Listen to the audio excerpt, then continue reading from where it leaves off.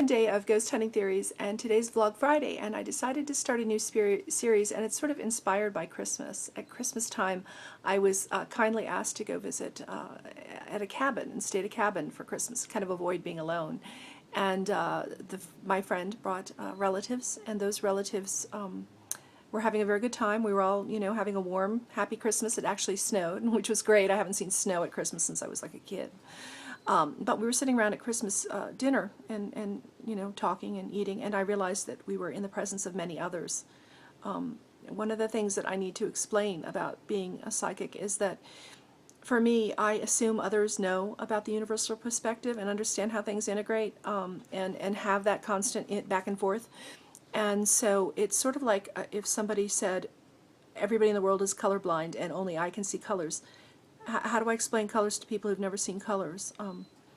We all interpret the universe. They interpret a tree as a stick with a lot of bushiness above it, and grass as little blades on the ground.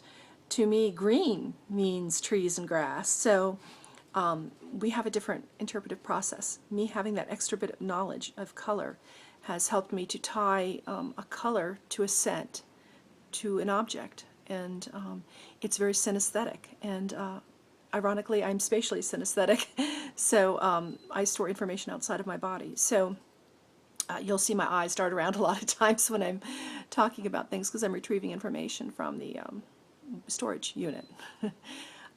So here's how it works. You have a boy who's raised, has a normal childhood. Like I said, he likes to cook, he likes to hunt, all these sorts of things. One day he decides, I'm going to try out for a city play. So he goes down to the city theater and he tries out and he wins the part. He's going to be the hero for 3 weeks. This play is going to run every day for 2 hours. And for a period of his life, he's going to be playing another life on a stage. When that play is over, he's going to go back to his wife and his hunting and his cooking and his life. But that play will always be remembered. And for a spirit, souls have always been here. They play out on the mortal stage, then they continue on. To them, there is no interruption in their life. While the man was on the stage, even though he was playing another part, he was still himself. And so that is part of his memory of all of his time on life, on earth. And his time includes, childhood and adulthood and elderly years and such. So to a soul, they don't feel disconnected from us. That man can pull out his playbill and remember the theater. He can call upon his friends who were in the play with him and have a fond memory of his collective knowledge. And that is what it's like for the other side. We feel separate because we see ourselves in a physicality, but they don't. So they are always part of us. That man was always part of his life, whether he was in the play or not. He was still him, if that makes sense. Okay, so speaking of the spirit realm, one thing that I've come to realize is that when somebody in the spirit realm is trying to touch or connect with the soul of someone who's in the physicality here, somebody who's in the mortal plane, their spirit to me, and now remember, when I'm seeing a spirit in the room, I'm not seeing a person standing there. My mind has a memory of that person, and if I look in that certain space in the room, I will be able to conjure up all the parts of that person and describe them, and including their content and their time in the physicality. So when somebody in the spirit realm is trying to touch you, what happens is, for me, I see a light, an aura about their face and shoulders, and it's often very bright. Sometimes it completely obliterates the face, depending on how hard they're trying to connect with that person.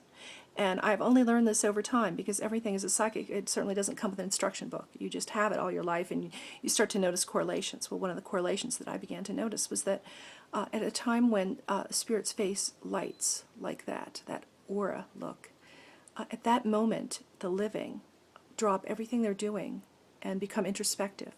So in the middle of a conversation, that person who is being spiritually touched stops the conversation, turns their head, and looks off into the distance, and they're lost. They're completely lost. We see people do this all the time, and we assume they're just lost in thought. But if you ask them what they're thinking, they say, I don't know, I was just somewhere else. Okay, so I want you to know that there's moments when you drift off for absolutely no reason. You turn your head away and disconnect from physicality to a lingering, floating sort of alpha state, that state you're in before you go to sleep. That's when you're connecting. That's when they're touching you. That's when spirits are present and letting themselves be known. And it's also why when we're falling asleep in the alpha state, that's when we are visited by the dead. So I wanted to give you that key. And that's only the beginning of how I'm going to start to explain the spirit realm and how it works. But I want to make it accessible to people who are actually interacting with it and don't realize it. And that was one of those moments. Start being aware of those moments. And eventually you might be able to actually tie that drifty moment where you looked off into the distance with an actual energy of someone you loved. And we're going to talk a little bit more later on about how to be able to tell what energies are and who's who. So this is just the beginning. And, oh, heaven help us, I have so much to tell. So hang with it. Enjoy every Friday, Vlog Friday.